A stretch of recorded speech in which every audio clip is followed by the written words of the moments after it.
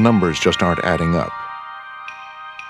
You run a leaner operation, or you shut down.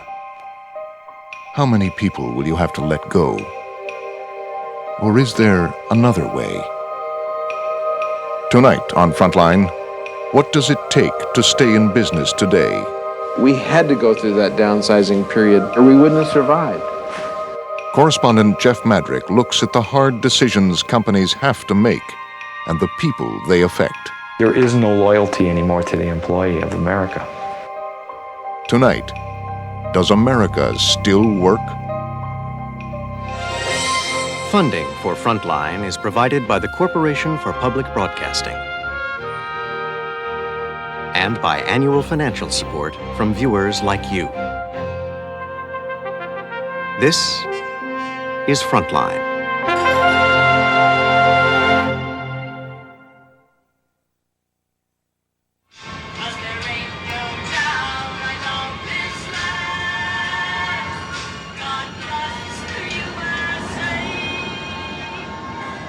Milwaukee, Wisconsin has been called the city that works, the city with sweat on its brow. But something has changed in America, and some Milwaukeeans are listening to a new message. Corporate profits are soaring. I don't mind corporate profits soaring, but why aren't the working men and women and the American families sharing if the times are good?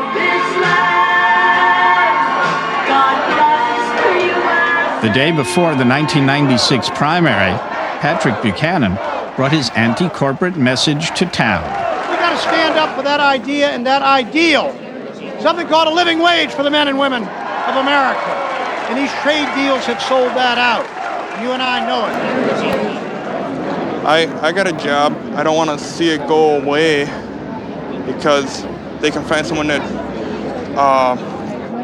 that'll work for less than what I'm getting. I want it there, and so I'll be able to support my family. Buchanan received nearly 40% of the Republican vote in Milwaukee. He touched a nerve not only here, but across the nation. Now, the mainstream candidates are echoing him. Many of our largest companies are laying off workers, some of them because they have to compete in the global economy. Some of them are doing it even when their profits are going up. The electoral battle for the hearts and minds of the anxious class is in full swing. Corporate profits are setting records, but so are corporate layoffs. There's a wide and growing gap between what the government statistics say about our economy and how Americans feel about it. After a decade and a half of downsizing and layoffs, corporate America has borne much of the blame this election season. Robert Eaton, the chairman of the Chrysler Corporation, takes exception. Now, I don't mean to get personal, but my mother has been my biggest fan over the years. At least she was until recently. Now the poor lady is getting confused. That's because every time she opens a magazine or turns on the television, she's told that people like me are no good. She reads that people like me like to fire thousands of other people so we can impress Wall Street and get bigger bonuses for ourselves. Oh, I'm trying to address all of this stuff. I mean, the rhetoric out there is absolutely not in agreement with the facts. Well, I know you've criticized the Newsweek piece, the New York Times downsizing piece. Are you saying they're just plain wrong? Oh, absolutely. I think it's just sensationalism that just absolutely makes my blood boil. The number one responsibility that we have is survival, so that we can, employ people, so that we can pay taxes, so that we can contribute to the community. And to say that management, their whole objective is to reduce employees, they don't care what happens, and it just shows a recognition of simply not understanding the world at all. Rudy Kuzel heads the United Auto Workers local at Chrysler's Kenosha plant, just south of Milwaukee. There's so much, to use their own euphemisms, downsizing and temporary employees. Sometimes I think of this economy as a game of musical chairs. And for every 100 people, there's only 20 or 25 chairs. And when the music stops, 20 or 25 have got good jobs, and the rest of them are standing. Now they've got part-time jobs or crummy jobs, but they don't have a good job. In Milwaukee, as in much of America, job security was once the norm. But it's increasingly harder to come by. One by one, many of the big corporations that made this city famous have either left or cut their workforce. Reporter Jack Norman has covered business here for the last 14 years. He writes for the Milwaukee Journal-Sentinel. Nobody can breathe easy. The place I work was so secure, so comforting, we called it Ma Journal. Ma Journal last year threw hundreds and hundreds of people out. It will happen anywhere, it can happen anytime, and nobody can be secure. In a globally competitive world, what responsibility do corporations have to their workers? I just hope it don't be. Is it still possible in America to have a social contract where hard work is exchanged for a secure and decent life? For the last 5 years, Frontline has followed the stories of several Milwaukee families and of 2 workers whose fortunes are tied to the dramatically changing relationship between American business and its employees. Bill Donnell was laid off by an automaker. You know, I understand downsizing, but you have to have a limit. You have to take care of your employees. You can't keep doing what you're doing and say, the first thing is employees get laid off. When Sheila Caldwell got laid off from her job, she felt it changed her. I was so bitter toward everyone, and I had no patience.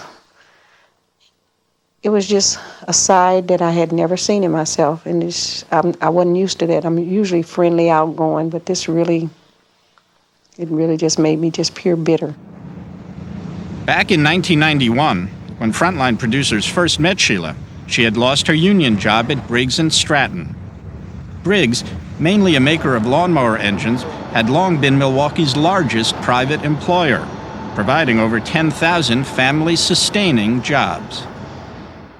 Briggs was paying good wages because it had a strong union that negotiated the wages, and that Briggs was profitable enough to be able to pay those wages. Didn't have as much in the way of competition. People bought lawnmowers and paid a lot of money for them. Years ago, if you wanted a small engine, you got a Briggs & Stratton. But in the 1980s, Briggs was forced to compete with low-priced Japanese imports. So it decided to try and cut costs, partly by asking for wage concessions. Long, debilitating fights between union and management followed. At a membership meeting, workers rejected a company request for concessions. They were asking for outrageous things, I think. We worked for 6 years without a pay increase, and there's no reason why we should have to keep conceding. Briggs began to eliminate jobs in Milwaukee. By 1994, it had cut its local workforce almost in half. Ultimately, Briggs had a business decision to make in order to compete, especially in order to compete in engines for lawnmowers that would be sold at the Walmarts and the other big discounters, where price is all that matters. Briggs had to get some relief on the wage side, and they did that by telling its union, you either cut your wages or we're going south. The sun was shining over Statesboro, Georgia today as Briggs & Stratton executives broke ground on a new $75 million small engine plant. The company said it had no choice. Briggs' future was at stake. Ultimately, the strategy worked. By the early 1990s, Briggs had record profits and its stock price soared. But for many in Milwaukee, CEO Fred Stratton was now just another corporate villain. Fred Stratton, the man, is being vilified inappropriately. Fred Stratton is a businessman, and he's doing what he sees is necessary for his company. Fred Stratton declined to participate in this program. If you were to interview Mr. Stratton, I'm sure he would tell you that the labor leaders at his Milwaukee plant were hard-headed and that much of this is their fault and that they weren't willing to deal on certain crucial issues when he needed them to deal. If you were to talk to the labor leaders, they would, of course, throw it back in Fred Stratton's court. I don't think that it's that simple. Historian Stephen Hauser has tracked the consequences of corporate flight in Milwaukee. You're in the heart of what once was the old Alice Chalmers complex. This really was a state-of-the-art manufacturing facility in its day. Now, what I see is a microcosm of what's happened to the United States between the 1950s and the 1990s. You see a place where jobs for $4 or $5 or $6 an hour have replaced jobs that used to pay around $16, $18, or $20 an hour right on the same location. This was the new economy Sheila Caldwell found herself in after she lost her job. Low wages and, as important, few of the benefits she'd taken for granted. When I was laid off from Briggs & Stratton, I was off for about, a month? And my insurance played out, and it was hard to make ends meet at times. And sometimes I used my master charge or whatever just to pay for medical and medication. Sheila needed the medical insurance, but she couldn't find a job that offered it. She says she didn't want to go on welfare, so she wound up working for $3.50 an hour at a medical parts plant. I don't like to depend on nobody but myself. More so, if I go to work, I know I'm gonna have a paycheck. Sheila's problem was that she was going into debt paying for medical treatments for her daughter Tamara. Tamara had been diagnosed with cervical cancer. When I first found out my daughter had cervical cancer, I was afraid and I didn't want to believe it. And I was angry because I had the insurance through Briggs when this first happened, and I was able to go in and get medical attention, good medical attention. And then after my insurance ran out, it was more or less like, you come in here, we want your pay first. It was more or less when I had insurance, I was treated with kindness and respect. And then after the insurance ran out, it was more or less, we don't want you here because you don't have the money, you know, on that order. And that's really upset me. Sheila was paying the price for what was seen as the necessary transformation of the American economy. The question is, was it too high a price? Labor Secretary Robert Reich. Do you think corporate streamlining has just gone too far? I think re-engineering or restructuring or downsizing or right-sizing or whatever you want to call it, it's basically firing, has gone way too far. Employees, as I talk to them across the country, feel that they are not respected, they are not valued, they are worried about their jobs. They simply feel that the company is no longer loyal to them. Why should they be loyal to the company, they ask me? Why should I go the extra mile? Why should I care? You think they've lost trust in their companies and their managers? Trust is the most fragile commodity in any organization, in any culture, in any society.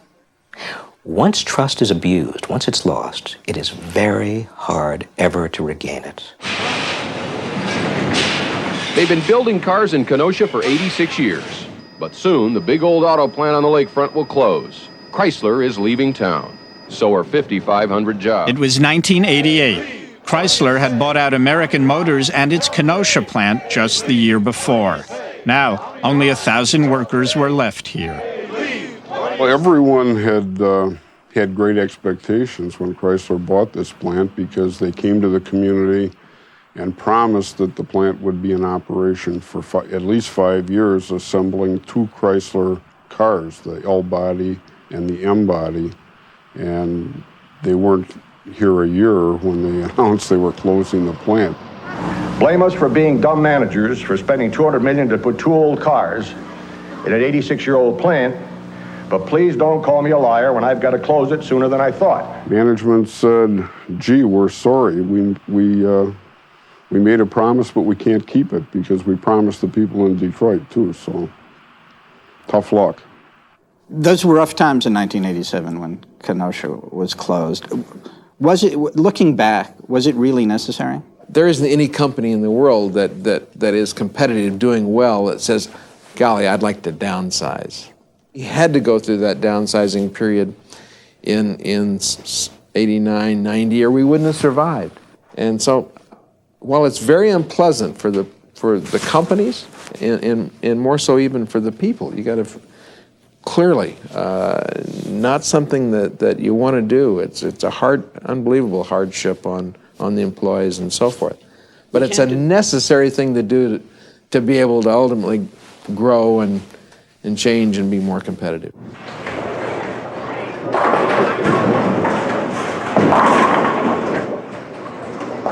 Chrysler had laid off 5 out of every 6 workers at Kenosha, 5,500 in all. Bill Donnell was one of them. He'd worked 16 years on the assembly line.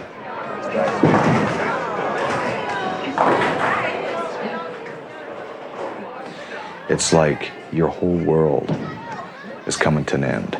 I mean, you watch that last car go down the line and you're like, wow, this is it. What am I going to do? You try to keep up your morale, and then you got to go home and say, how am I going to keep my house? How am I going to keep my family? Bill couldn't find a well-paid permanent job, so he worked mostly through temporary agencies.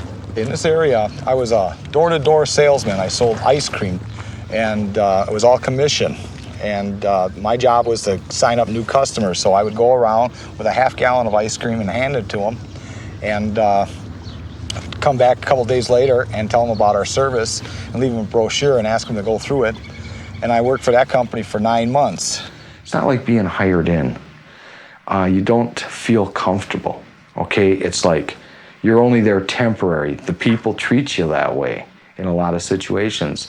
I was more fortunate than other people because I got along with everybody. And they said, you were one of the best temps we had, but I didn't feel, but you don't really feel part of it. This is one of the places I worked as a distribution supervisor, and I only worked there for about 5 months. Here I worked here approximately around 6 weeks, and for $5.25, I was working for another temp service called Cornwell at the time. I was supposed to be here for 30 days, and it could have turned permanent, but I only worked here 7 days. I don't know what was the reason why, but I guess when I got here, I found out that the company had filed Chapter 11. You don't have it the way you had it back in the 50s and early parts where you went to work for a company, they took care of you, they did everything in their power to keep you. Now it's, let's make the money. We don't care what plant we close, where we go, we got to worry. But yet we're willing to pay these top executive millions of dollars a year, and they're willing to put people out on the street, and they say, well, it's the global economy. Wait a minute. You don't have to keep moving out. Because we're the ones that are paying for it ultimately.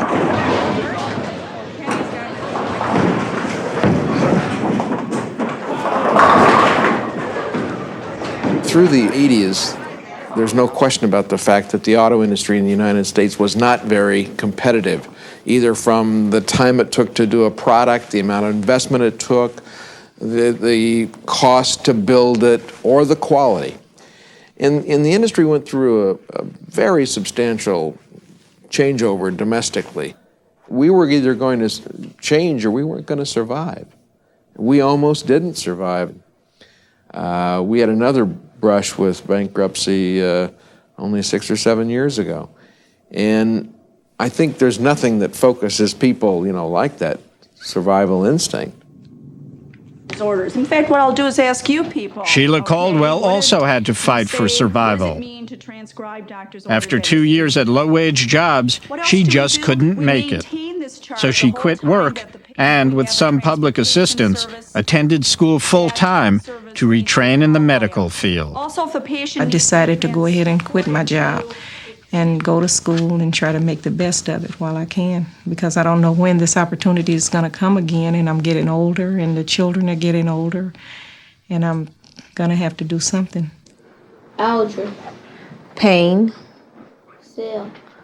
Silly. That's protruding, hernia, swelling. I told them I was going back to school and they were shocked. And I was telling them that don't get mad and don't begrudge me of this. So they look, and now they're at a point, well, okay, we'll give you study time. We'll help you study. Spell it then. You got 5 seconds, boy. And I tell you to make, okay, I give up. 3, 4, 5. Spinal cord. Without medical insurance, Sheila couldn't afford to keep up with proper care for her daughter, Tamara. Well, I look at her and I say, you know, why is this happening to my child? Is it gonna go away? I was told no, she would never be cured of it. I don't know what's gonna happen in the future. I don't know what she's gonna do in the future. V1, and you're gonna look for... Sheila was training to become an EKG technician and a health unit coordinator. At the time, EKG technicians started at about $9 an hour. Even if I had to take 2 part-time jobs, it would be pretty good. As long as I would get the benefits that would be included in on it. That's the main thing, the health benefits. Because without those health benefits, I don't know. It's going to be rough. Retraining. That's all you ever hear about is everybody says retraining, retraining.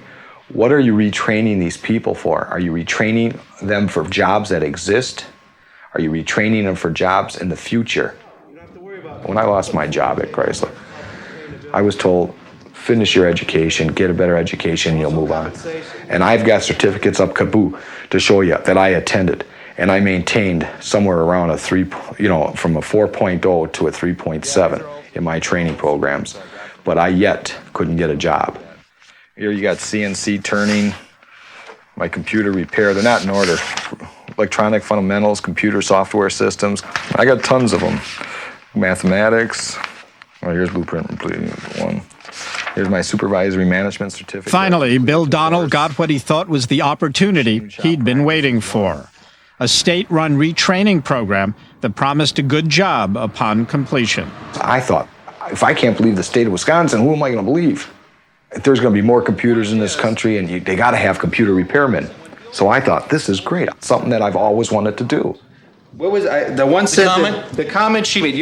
This is the comment. Partway through the course, the retraining program folded, and there were no jobs. The students were left in the lurch. We're saying Pride has been since the beginning that we want that training. We want the training we were supposed to get. Right. And I thought I checked it out because my wife asked, is this going to be one of these other scams where they promise you this education and a job at the end with no job? I said, no, hon. I questioned everybody. Do we have employers at the end of this program? Well, I'll tell you what, my wife is sitting there laughing, and she was ready to divorce me. I'm not kidding you. I told you so. You wasted 29 weeks of your life. What the hell are we going to do? I can't keep working like I am without, how are we going to make it? Because I borrowed on my credit card and stuff like that. I mean, I did. My wife, she works at a bank. She makes enough to make the mortgage and the second mortgage. She pays for their medical, which is a lifesaver. But when it gets real tight in months, if I'm not working, we can't make it. So she's the one that's kept us together, by working and that. But it does put a strain on us. Family-wise, my kids can't do as much as they used to do. Kim, what kind of future does she have? We got more McDonald's and sandwich places than we do factories. I don't know if I could even afford to send them to school. Right now, if either one of them would want to go to college, I couldn't give them money. So I don't know how they would be able to afford to go. I'm, scared that if I make a promise, I won't be able to keep it. And so I don't try to make any promises. I'm sorry, maybe that's not the answers you want, but that's it. A lot of people in the middle are anxious, and they are anxious for two reasons. One, because of the long-term decline in median wages. That's the wage of the person right smack in the middle and everybody below.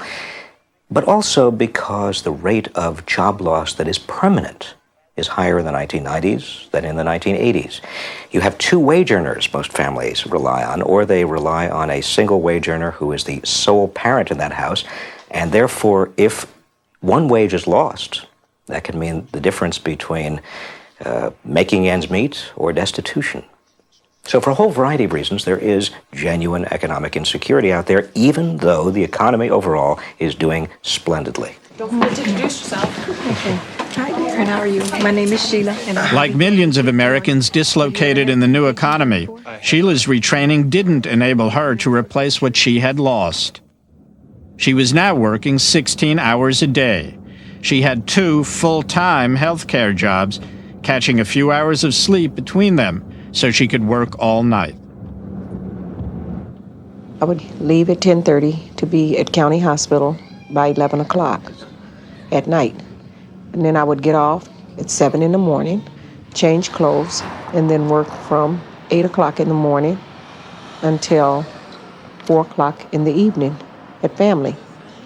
I would leave there, come home, and then cook, wash, clean, take care, the children's problems, grocery store, whatever I had to do. Everything else is done, right? Yeah, I thought that. Good night. No Nintendo, no TV. Good night. What had been lost was an old-fashioned American promise that a balance could be struck between a hard day's work and a quality of life for herself and her family. Good night.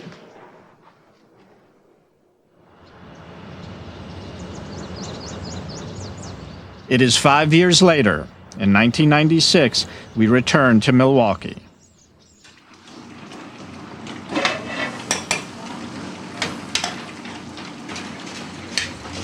Jack, what was the attitude, what was the environment like in the early 1980s when all these companies were leaving Milwaukee? First, it was a shock and a surprise as each one would either leave or shrink, and then over the years, it builds up, and then people become to expect that that's what's going to happen, till the point when it becomes a kind of surprise when a company doesn't do that. One company that has stayed in the face of hard times is Harley-Davidson. Harley-Davidson was making big motorcycles, and it got killed by the Japanese motorcycles. It also was a company that found itself sold off to a big conglomerate that just didn't care about this little motorcycle operation, and quality just completely went kaput. But Harley decided to make itself over, and it's riding high. So this is the pride of Milwaukee. This is Milwaukee Iron. This happens to be a product called the Fat Boy. It's a soft-tail motorcycle, which is... Richard Tierlink is the chief executive and part of the team that engineered a management buyout.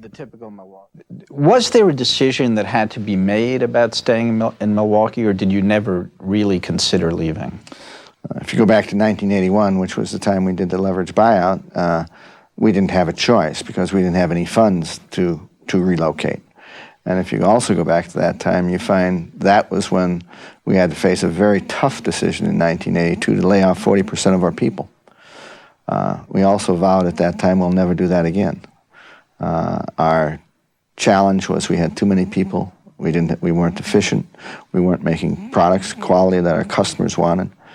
And we started the whole issue of getting people to understand what they want to do to satisfy customers. Couldn't you make more money if you moved to an area where labor was cheaper or didn't have a union shop? If you view that the objective is only to make money, yes, but we view that what we have to do is balance stakeholder interest. We have 6 stakeholders we have to serve. The investor is one, very important one. But we also have employees, and we have customers, and we have suppliers, and we have government and society. And we have to try and deal with all of those, not just one. Because if all I worry about is the bottom line and abuse my employees, I'm not going to have quality products. Harley-Davidson spent money to modernize its headquarters, It's preserving its jobs in Milwaukee. And while from time to time it may have some difficult relations with its unions, it's managed to always resolve those situations in a peaceful fashion, and has not only that, but has extended itself into the immediate neighborhood of its community. It's a community that has been devastated by the departure of its manufacturing base. But Harley is not the only company to stay in the inner city. In Metcalf Park, once a middle-class neighborhood, the Master Lock Company is prospering. A climate has been created, I think, in corporate America in the last 10 or 15 years that it is okay to leave. It is okay to go find the cheapest labor you can find. Master Lock decided not to do that. Why? When plants relocate, they're generally in search of a more cost-effective environment. We have a very cost-effective plant here. Our manufacturing efficiencies are based on vertical integration and a skilled labor force. So we do our own die casting and stamping and heat treating and plating. We even make the plastic bumpers that are on the Master Lock padlock. In order to maintain a plant like that, you need a skilled labor force. Our labor force has grown up with the company. The average age of the individual we have working here is approximately 44 years. They have approximately 14 years of seniority.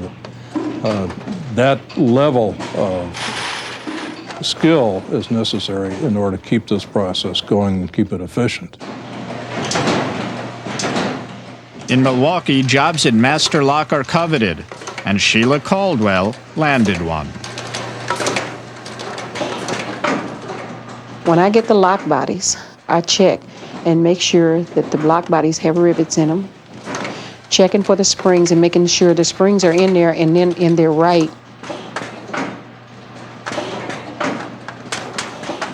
After all her retraining, Sheila had decided to go back to the assembly line.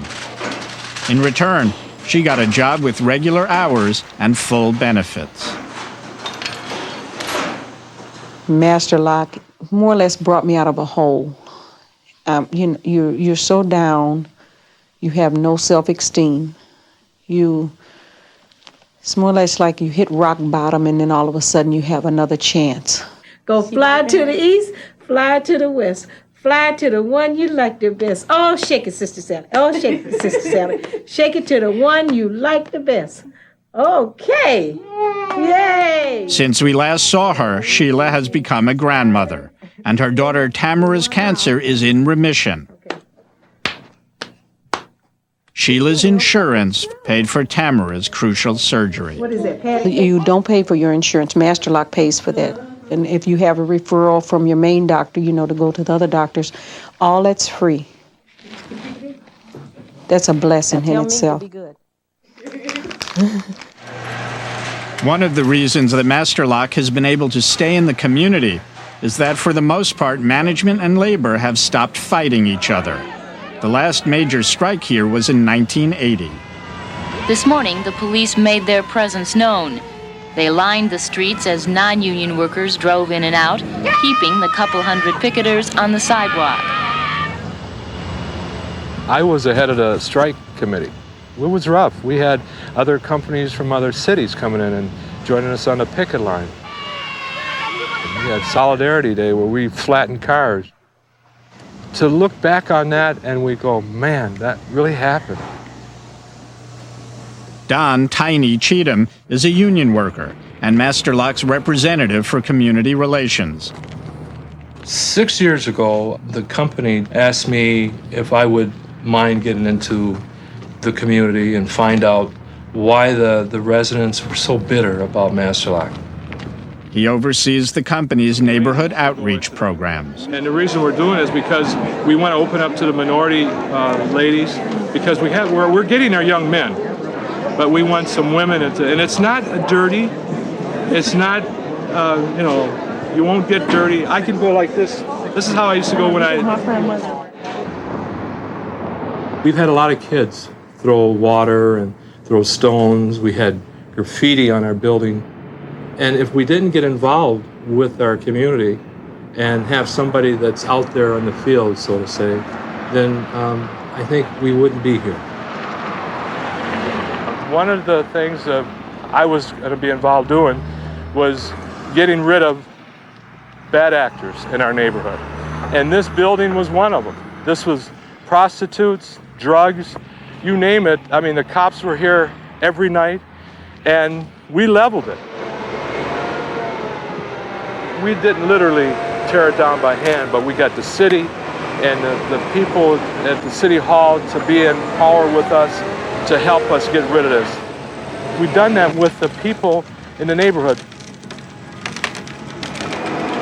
When I first started about 5 years ago, the houses were just kind of, I couldn't see anybody living in them. But now as you drive through, there's more and more houses being rehabbed, and the really bad ones are being torn down and they're building new ones.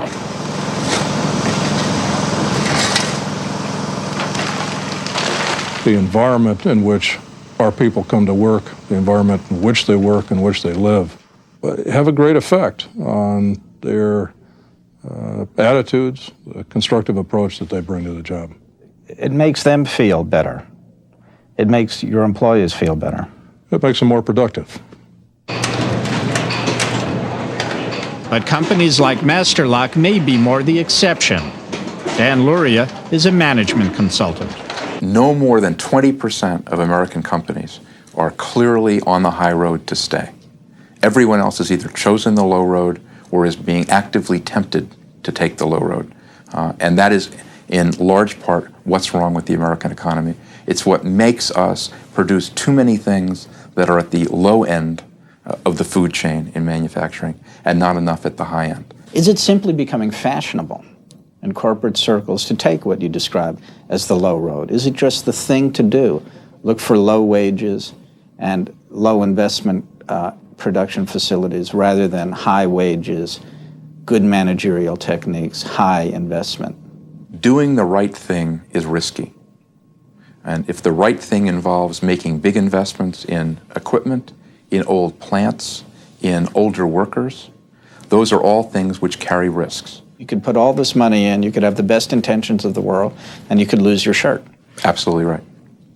But if you don't take the risk, you are not going to be a leader in your field in the long haul.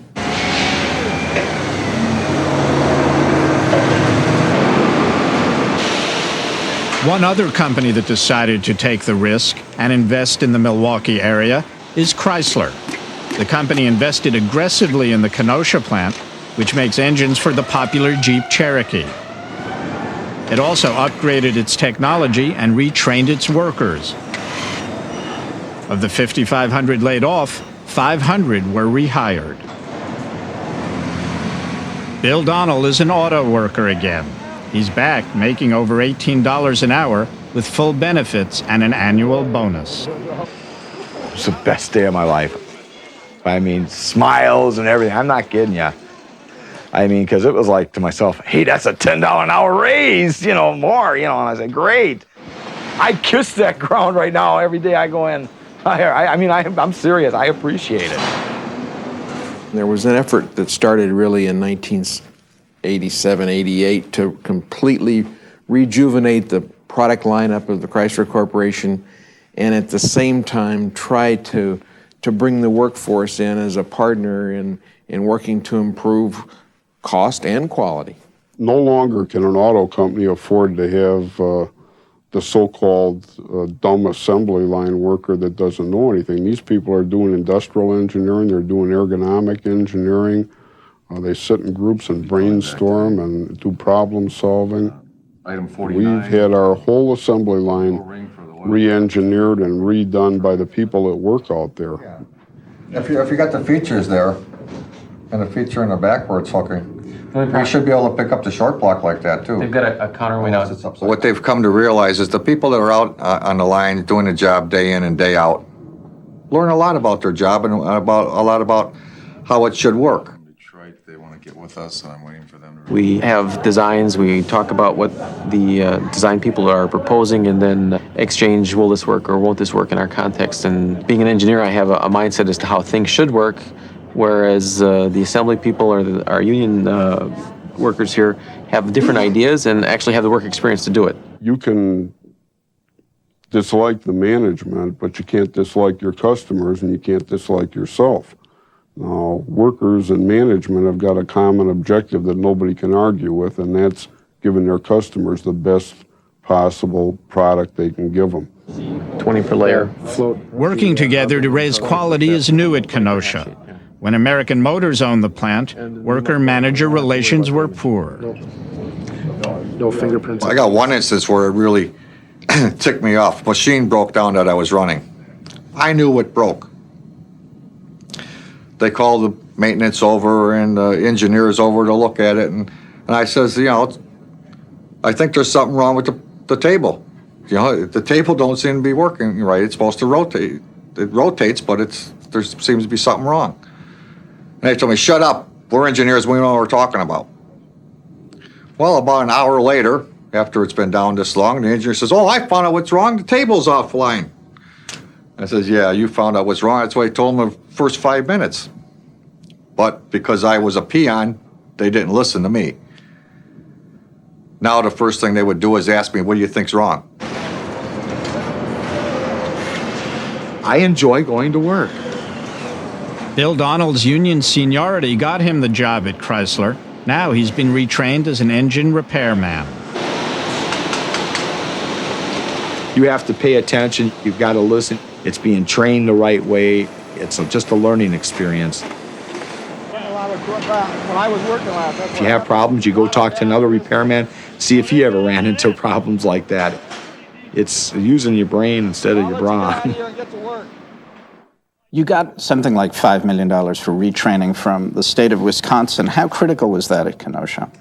Well, it is very, very significant. I mean, there's no question that it's not only the money, but it's also the commitment with the community and the recognition that this is a partnership with the community. Is there a place for government to help you accomplish these goals, do you think, through incentives, tax breaks, changes in regulations? Well, there isn't any question that there's a lot of things that would help basically with respect to changing the culture of the company. We have to do that. Like Chrysler, Harley also changed its culture. Both companies claim that a modern corporation has to be socially responsible. A lot of corporate leaders these days, perhaps they feel under the gun, but a lot of them say business does not have a social responsibility. If it had to worry about that, it wouldn't do business. They may not feel they have a social responsibility, but if they ignore the powers of society, they'll be out of business. Because society can complain to government, and then government can regulate. And government can do the one thing they do very well, and that's over-regulate. But when times were hard, Harley turned to the government for help. Well, there was this huge tariff imposed on big Japanese motorcycles, and that gave Harley-Davidson an opportunity. If it could get the quality of its motorcycles back where it had been and put out good marketing, it had a window, a few years of high tariffs to reestablish itself in the market, and that's exactly what it did. In fact, it was so successful that Harley went to Congress and said, we don't need the tariff anymore, get rid of it. We were where we thought we had to be. Was there a PR advantage to that? Absolutely. But the fact is, we did it. All businesses aren't sitting around just waiting for a handout. If they're given an opportunity to perform, and if there are measures, you might find that they will do the right thing. When I talk to chief executives about government, they always say, we don't want government. We don't want you in our business. That's an understandable response. But if you talk to them specifically, do you want a tariff to protect yourself? Do you want a bailout if you get in bad trouble? Do you want a tax incentive for tuition assistance to your employees? Do you want a tax break for research and development? The story is very different. Oh, yes, well, yes, something like that is very, very necessary. And then I come back, well, isn't that government? Well, yes, it is government, but it's government helping us. You can't really have it both ways. But Secretary Reich's boss, President Clinton, seems to want it both ways. At last week's conference on corporate citizenship, he used the bully pulpit to encourage CEOs to do the right thing and make money. He stopped short of threatening government interference. What do employers owe employees? What do employees owe employers? What, if anything, should the government do to help to deal with the new challenges that we face?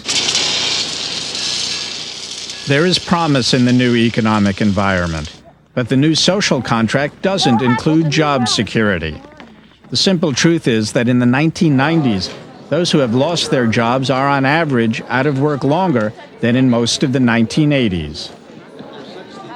The new jobs workers find typically pay less than the ones they lost. And the distribution of income in America today, according to most economists, is more unequal than anywhere in the advanced industrial world. Wages for Americans in the top 20% of earnings are doing quite well. If you're in the top 5%, you are doing extremely well. If you're in the top 1%, you are doing better than the top 1% has done probably in 50 or 60 or 70 years. But if you're in the bottom 20 or 30 or 40%, you're not doing well. In the meantime, CEOs are certainly in the top 1%. The salaries they pay themselves are extraordinarily high. Are they making too much money? I think it's not good for a company in terms of its own bottom line to allow too great a gulf to open up between the compensation of the boss at the top and everybody else. Well, first of all, there's no question. I think CEOs in this country are very well paid. They are paid by a committee of the board, always, in the case of every case I know at least, of outside directors who are dedicated to, representing the shareholder. And there's been a big change in compensation in this country in the last few years, and it's tied to the performance of the stock. Something approaching 75% of my compensation is purely tied to the success of the stock. We talked about that if the company makes a profit, everybody benefits. On a relative scale, compared to other CEOs, I suppose you could argue that Eaton is not excessive when you compare him to the head of Disney, who's making hundreds of millions a year. But I think they're all paid too much. They really are. I mean, the Japanese executive, and this is nothing personal against Bob Eaton, who I think he and Lutz are doing a very good job of running this company, but I think they're all overpaid.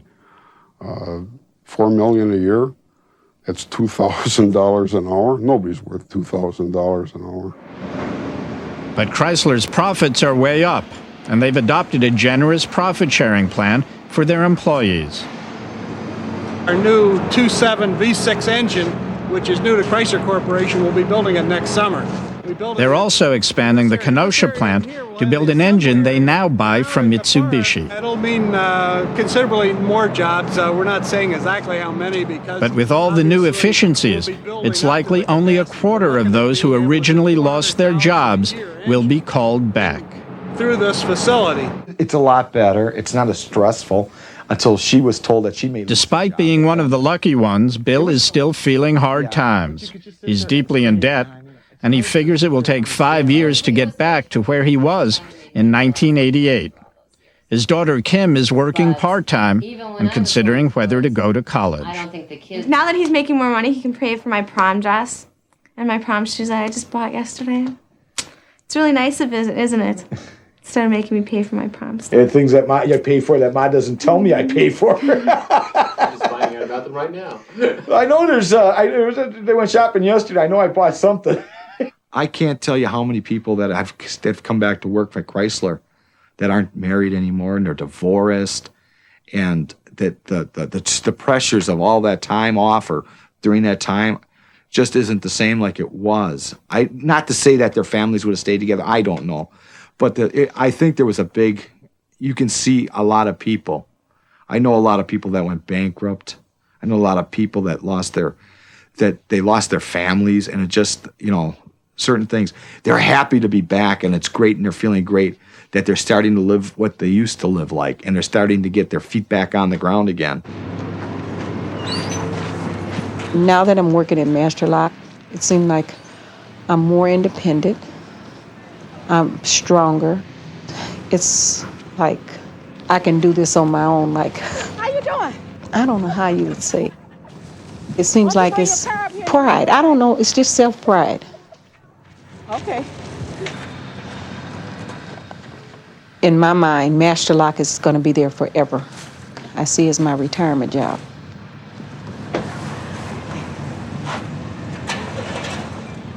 But can the Sheila Caldwells of your company at last breathe easy?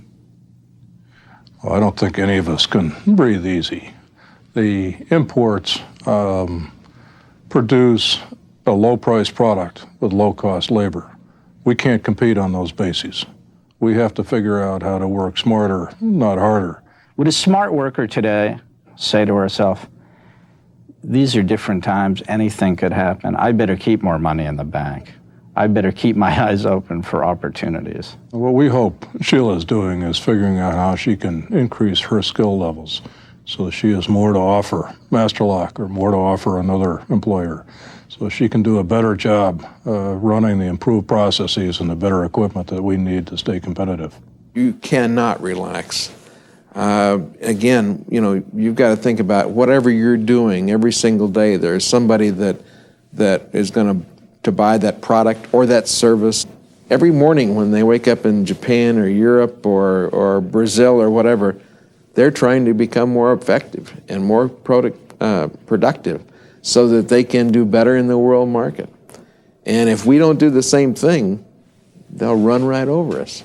I was hired to build cars. If they don't build cars or build engines, whatever it is, then I don't have a job again.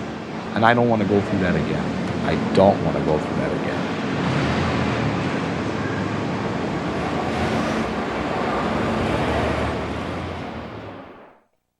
But I think they're all overpaid. $4 million a year, that's $2,000 an hour. Nobody's worth $2,000 an hour.